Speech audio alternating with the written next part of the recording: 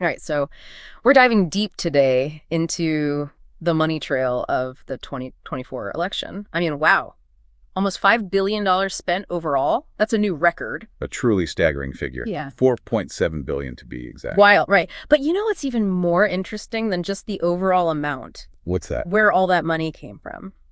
Specifically, the huge difference in how the two sides were funded, and we're going to unpack that, particularly for one campaign where it looks like a small handful of donors had an outsized impact. Absolutely right.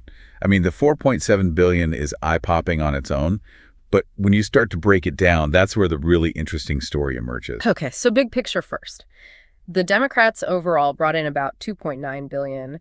The Republicans 1.8 billion. Right. So already you see a difference there, but then the question is, okay, where'd that money actually come from? Precisely.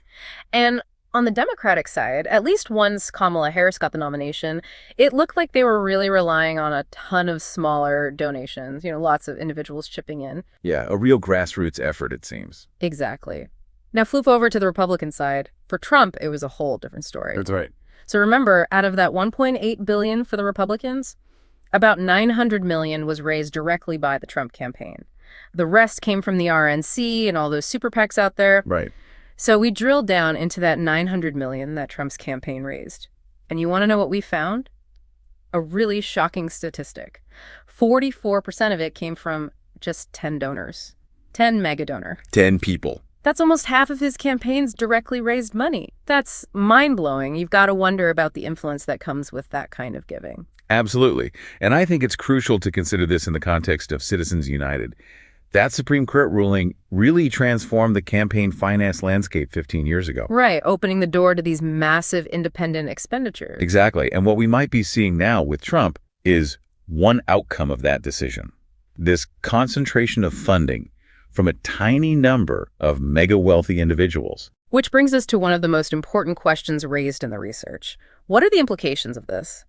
When such a large chunk of a candidate's money comes from a small group of people, what does that mean for their priorities, for the issues they focus on? Well, it certainly raises questions about the balance of power. Right. If a handful of ultra-wealthy donors are the backbone of your campaign, you have to wonder if their interests might be prioritized over the needs of everyday voters.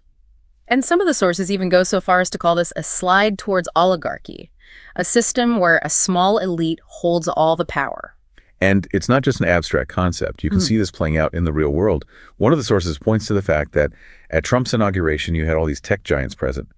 Elon Musk, Jeff Bezos, Mark Zuckerberg, Tim Cook, Sundar Pichai. Right. And together, their net worth was over $1 trillion.